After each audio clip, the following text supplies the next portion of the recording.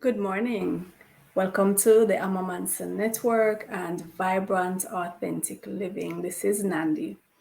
This morning, we're going to be talking about issues relating to females. So, anything relating to PMS, menstruation, fibroids, cancer of the cervix, uterus, anything relating to that, endometriosis. Now, as usual, I need to state my disclaimer.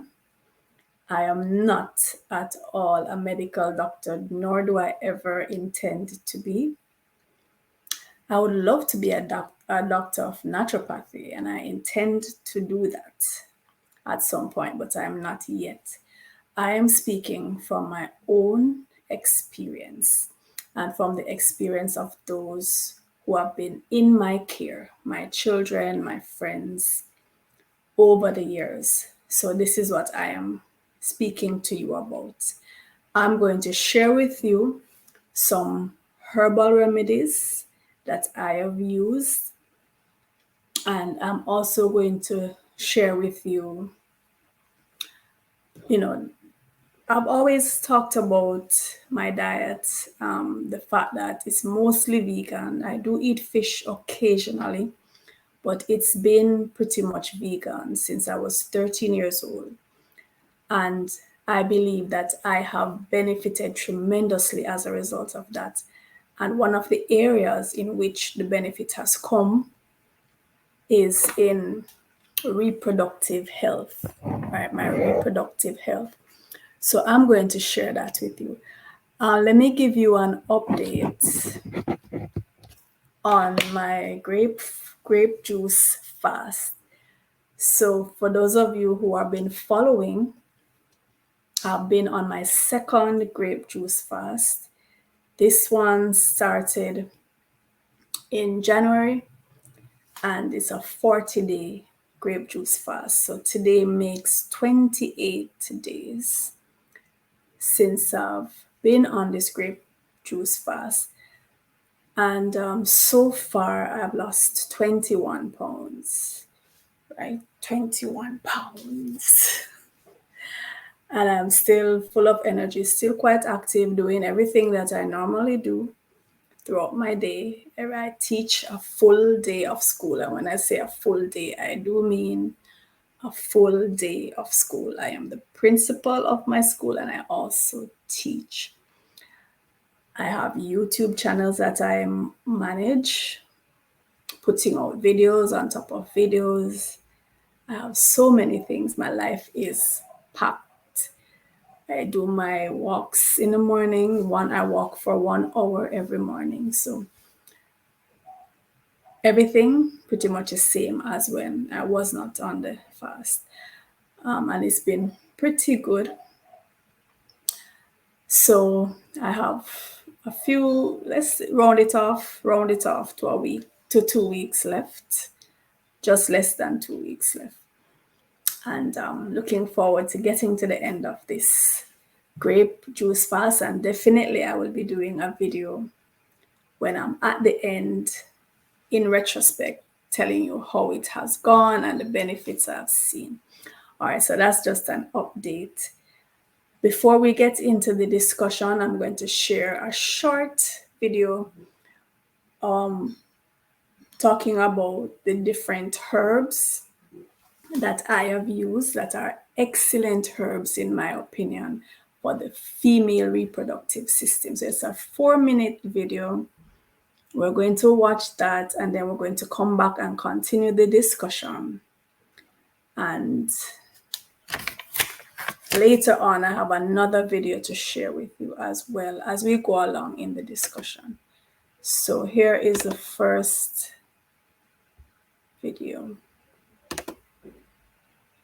Hope I have them in the right order. This should be the shorter one.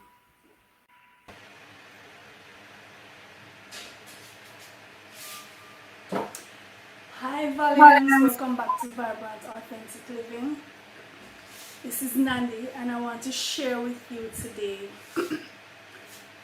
my favorite herbs for the female reproductive system. Right, so these are 4 herbs. Let me come closer so you can see them. So this is the guinea hen weed, sorry. The leaves and stems of the guinea hen weed. This herb here is a red raspberry leaf.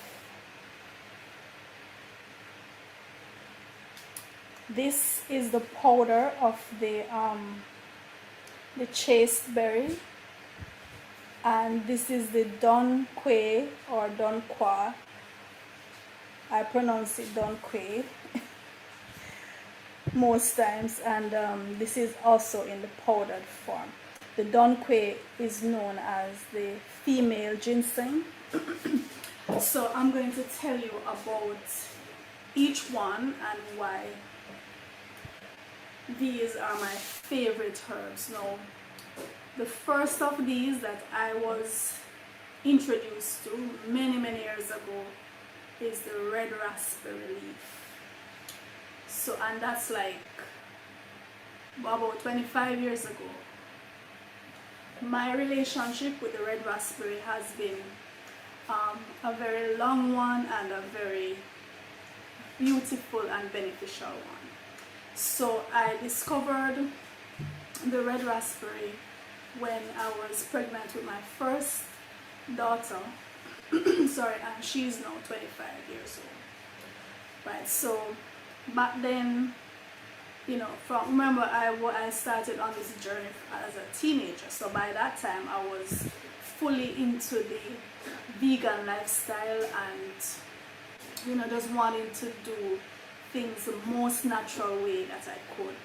So when I got pregnant with my first child, I wanted to make sure that I had all the right nutrients and, you know, wasn't running to the pharmaceutical stuff. I wanted the natural herbs and vitamins and fruits and so on. So doing my research, I came upon the red raspberry leaf. As a matter of fact, I think it was suggested to me in a health food store. And then I went to do additional research, right? And I remember the lady in the store, she was saying this is a great herb for females, especially women who are planning to become pregnant or already pregnant and breastfeeding. And let me tell you, from my experience, I can swear by this herb, red raspberry leaf. It's a strengthener for the womb, for the vagina. It cleans, it tones the muscles, and it has traditionally been used to induce labor and to make labor easier and less painful. Right? So red raspberry leaf is known as the labor herb for women. And I drank this herbal tea, I would say almost every day during my pregnancies. And I had I'm not saying this is the only reason, but I had no complications for any one of my 4 pregnancies. No complications during the pregnancy, during labor, or after.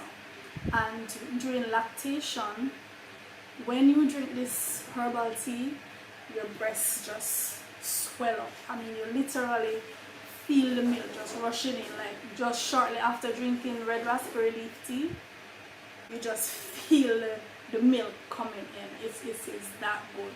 Right? So I swear by this herb, red raspberry leaf, known as the pregnancy herb, the postpartum herb. It has lots of polyphenols and antioxidants. Powerful herb to strengthen the entire female reproductive system, from ovaries, fallopian tubes, uterus, vagina, cervix. I swear by this one. It's also used traditionally for weight loss, 2 to improve fat metabolism, and especially the vitamin B6 that the red raspberry leaf contains.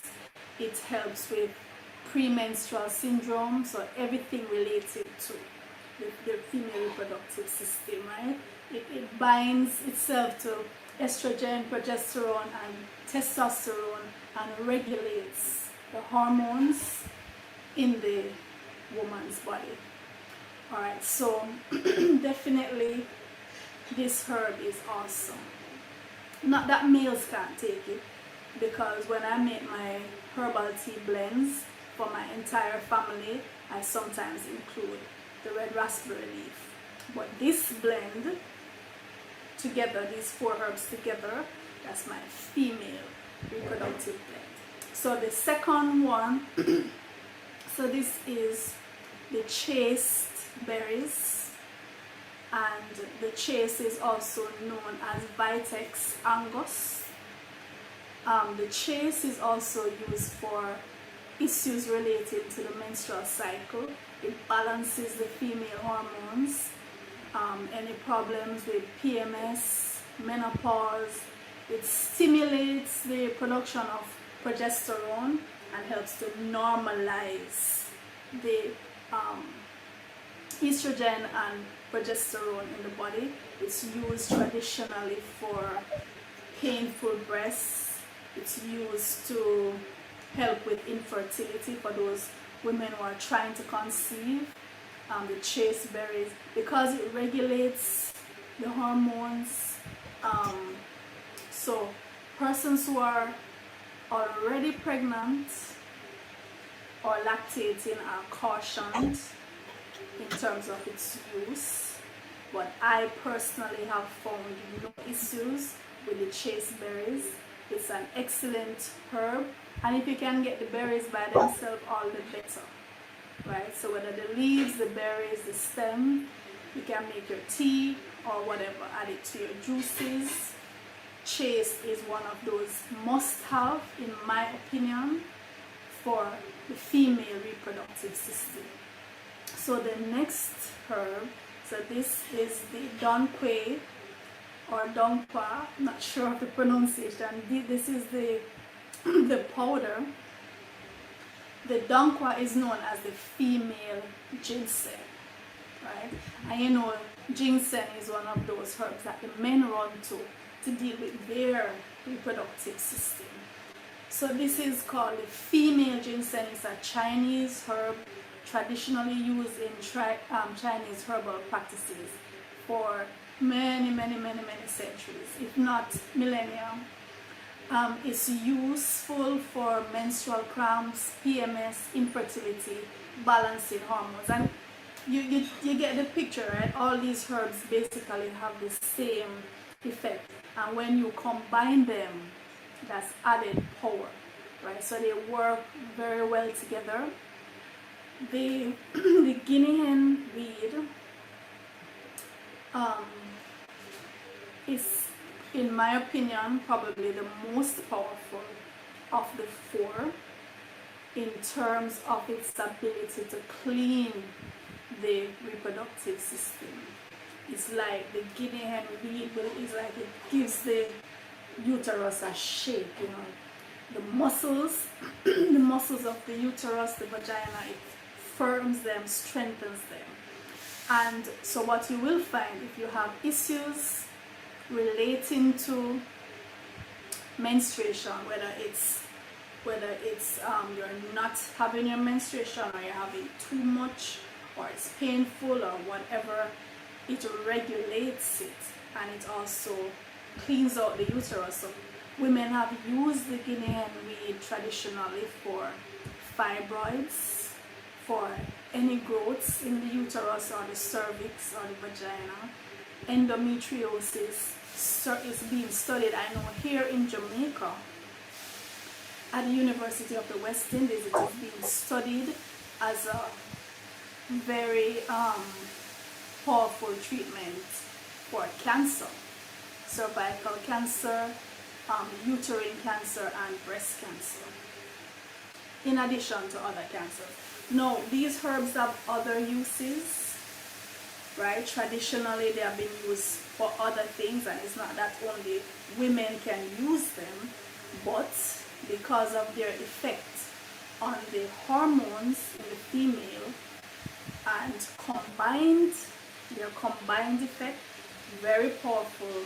So I use it to strengthen my reproductive system, and it is something that I would recommend based on my experience with these 4 herbs. I know them personally. You know, as I said, for the red raspberry leaf, I've used it for decades. The guinea hen, traditionally in Jamaica, we use it for the same complaints. So for example, because of how powerful it is, persons even use it for abortions, right? So not a recommendation, but I'm just telling you what it has been used for traditionally, right? But so if you want to just give your reproductive system that boost, that extra toning, strength, and to regulate your hormones, these are 4 herbs you can try in combination or separately, because each one on their own is a powerhouse. Alright, so here they are again. So this is the guinea hen weed, red raspberry leaf, the chaste berries, and the donquay, powdered donquay. Alright, so if you have not yet subscribed to the channel, please go and do so now. Also check the link in the description if you want to go on over to Patreon and become a supporter of the channel. And until next time, this is Nandi. Alright, so it seems like that was a longer video. So later on, I'll play the 4-minute video, right? Right, so those are 4 of the female herbs in combination that I use, and I would recommend them. Again, this is from my personal experience. I am not a medical doctor. This is from my experience. It's my recommendation to you. Now, issues concerning the female reproductive system, they are very common. As a teacher, this is something I see in my female students a lot. And so almost every week we have persons, you know, the girls having to deal with it. Sometimes they come to school and the parents have to come and pick them up because of the pain they're in, because of the vomiting, the headache, the nausea. And then some of them have to be relying heavily on the pharmaceuticals, right? The pills, the tablets, to keep down the pain and the discomfort that they feel. So it affects them a lot. It interrupts their life. And another thing that we don't usually talk about, but is the way that boys and men view girls and women.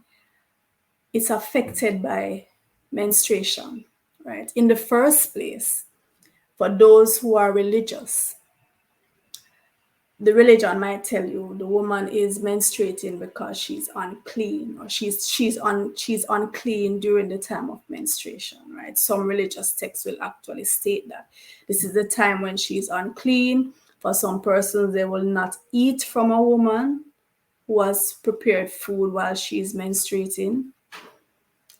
Certain things she's not allowed to even touch because she's menstruating. I've heard a religious man, a very highly respected religious man, even explain when he was asked, why is it that the women were not allowed in certain religious places, and why could they go to the monasteries, which were in days gone by were situated way up, on the tops of mountains or way up in the wilderness, out in the wilderness. And this religious man, very highly respected, very well known, his explanation with a very straight face was that, well, it was dangerous for the group to include women going on these treks because the wild animals would sniff her and know that she was menstruating, and that blood would attract them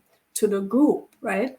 So the women, you could call this discriminated against. They were not allowed because they pose a danger to the group, because the bears and the lions and whichever other wild animal would sniff them out because they were menstruating, and that is why only men were allowed. I heard this wise old man say with his own mouth, with my own ears I heard. And I've heard my male students, teenagers, make certain statements with regards to the girls when they are menstruating, right?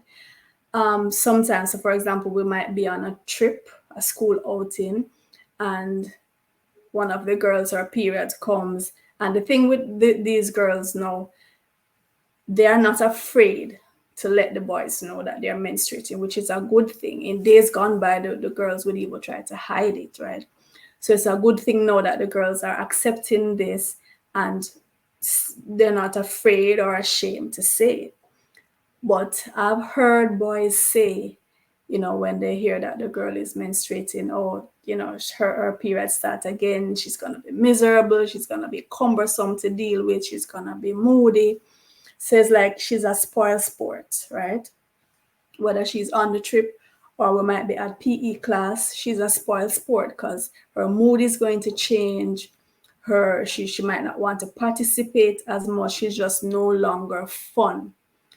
And if they already think, if they were raised in a religious home to think that these girls are now unclean, untouchable, in addition to the fact that they have now become cumbersome, she's in pain, she's miserable, she's not fun to be around. It affects how boys view girls, and ultimately how men view women, right? It adds to the negative notion that some males have towards females. Now, myself, as someone who has never gone through premenstrual syndrome, never experienced the pain, never experienced the clotting and the vomiting and the headaches and everything that goes with that, and knowing that a lot of this is preventable, it's something that it wears on my heart to know that, hey, this is preventable, this is avoidable, and here are these girls having to go through this, all the cramping, the clots, all of that is, in my opinion and from my experience, you don't have to do it. I have never experienced it, and I attribute that to my diet, which has been mainly vegan since I was a teenager, early teenager, 13. I started on this journey. My daughters were raised in this way, and they have never complained of PMS or any kind of menstrual related issues. So it is something that this diet is something that I recommend. I strongly recommend it to women and girls. If it's even that you make sure you add more fruits and veggies and so on, even if it's just like the week of your period or the week leading up to your period, if that's all you can do, well, do that. And I also recommend those herbs that you just saw me talk about in the video that I just played, right? From my experience, sometimes if it wasn't for the fact that, you go to use the bathroom and it's there, you see it. But other than that, you don't even remember sometimes that you're on your period. It's light. It lasts maybe 2 to 3 days. No cramps, clotting, nausea, nothing like that. So it's this diet, I recommend it to alleviate a lot of the issues that women have. And it's not just the PMS. A lot of women you see out there walking around, they are suffering silently from fibroids, from endometriosis, and we know we have cancers that affect all sections of the female reproductive system, right? From ovarian cancer, cervical cancer, uterine cancer, cancer of the vagina.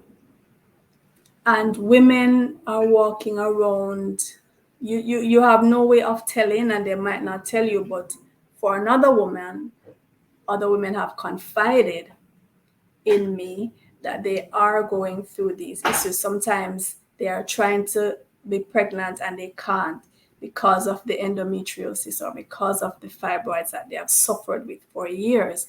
And no one is telling them that they can reverse these things or alleviate these things simply by changing their diet.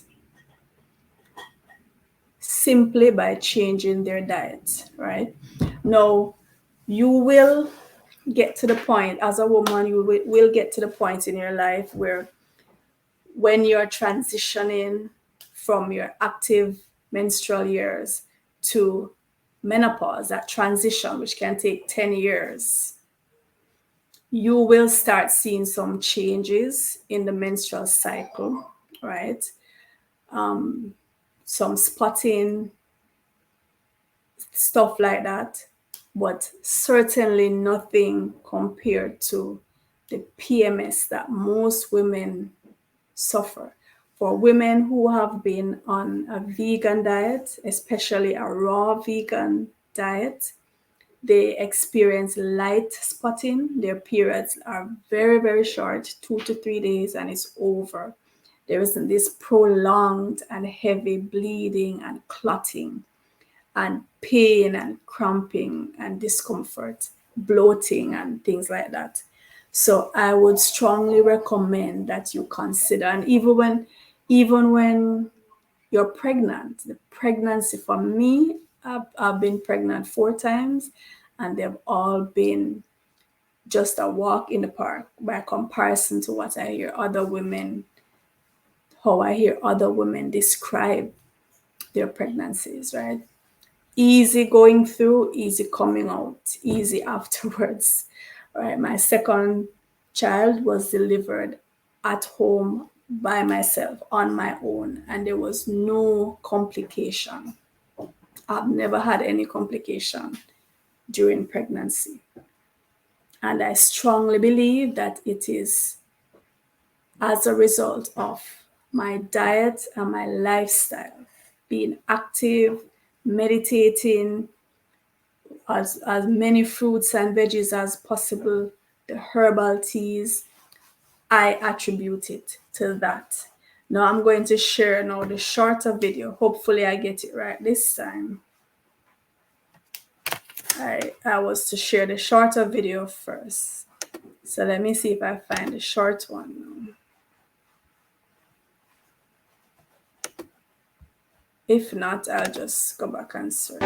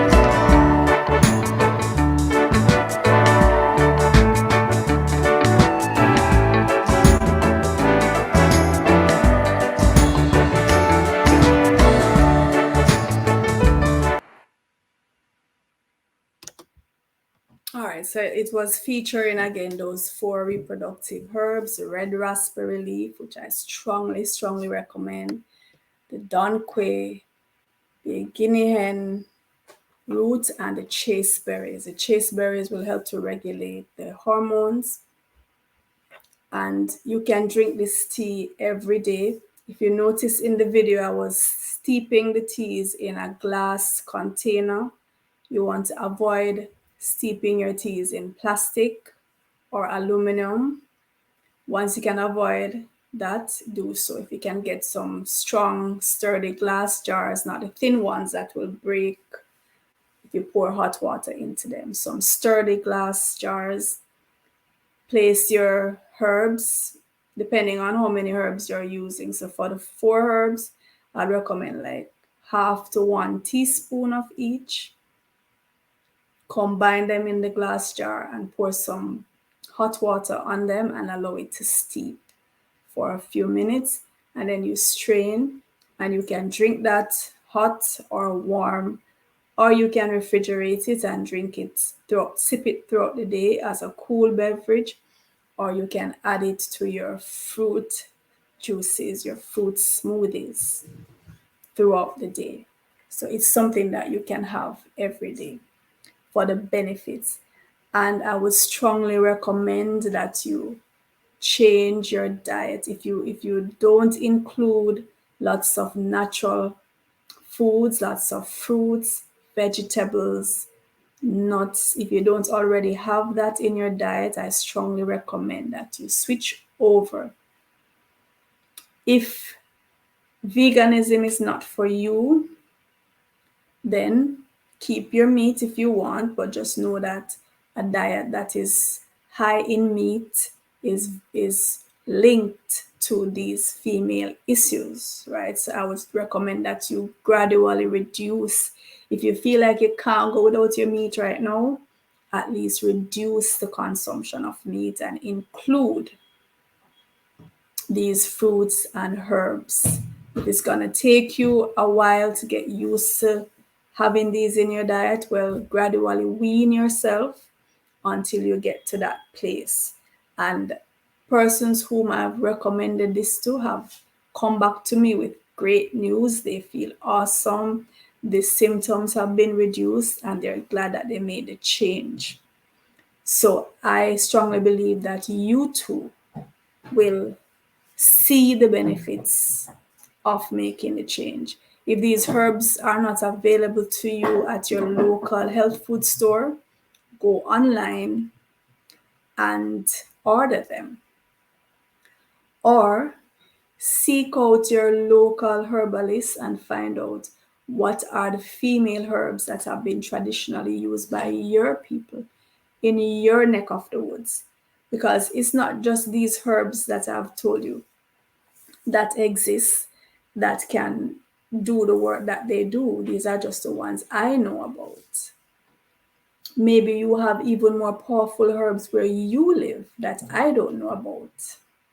So, and I believe what's locally grown, naturally produced in your area is the best thing for you. So if you can seek out your herbalists that are local and they know the roots and the leaves and the berries that have been used by your people for years or maybe even centuries, use those. They will be cheaper. They will be less likely to have pesticides. They will be more abundantly available. Maybe they're right in your backyard. Like for us here in Jamaica, the guinea hen weed is fed to chickens and other farm animals, just thrown to them, but we have come now, a lot of research is being done on this herb, and we have come to realize the benefits that it has for the female reproductive system. And the guinea hen weed is being used now, being researched at the University of the West Indies for treatment of several types of cancer. So you never know what's growing right in your backyard. You never know. Things that you pass every day, you weed them up, you throw them away, and they might save your life. So do your own research. Find out what are the herbs you're using, your people have been using, whether you live on the African continent, you live in North America, you live in Asia, you live wherever in the Caribbean. If you find that you can't access these 4 herbs that I've introduced to you this morning or told you about this morning, try and find some other herbs or go online and try to get the most organic produce that you can. Try to source them or go to your local health food store, and if they don't have it available, find out if they can bring it in for you. Remember, you have to take your health in your own hands. I did a video this morning on the cost of certain procedures, right? The video that I did this morning on the channel Vibrant Authentic Living, it talked about the fact that one diagnosis can be bankruptcy for most of us. You're just one diagnosis away from bankruptcy. And I talked about the costs of certain procedures. So if you are diagnosed with any cancer relating to the reproductive system, it might mean bankruptcy for you. So it's best to prevent these things. It's best to live your life in such a way that you prevent these conditions and these situations that's going to really stress you out and really stress out your pockets and really stress out that of your loved ones as well. So that's the wrap for this morning. So we're talking about female complaints, fibroids, PMS, other reproductive complaints, and the fact that if you switch over to a highly raw food, highly fruit-oriented, vegetable-oriented, herbal-oriented diet, you can prevent, treat, and cure these conditions. So this is Nandi. Until next time, take care and go on over to Vibrant Authentic Living and have a look at what we have to offer there.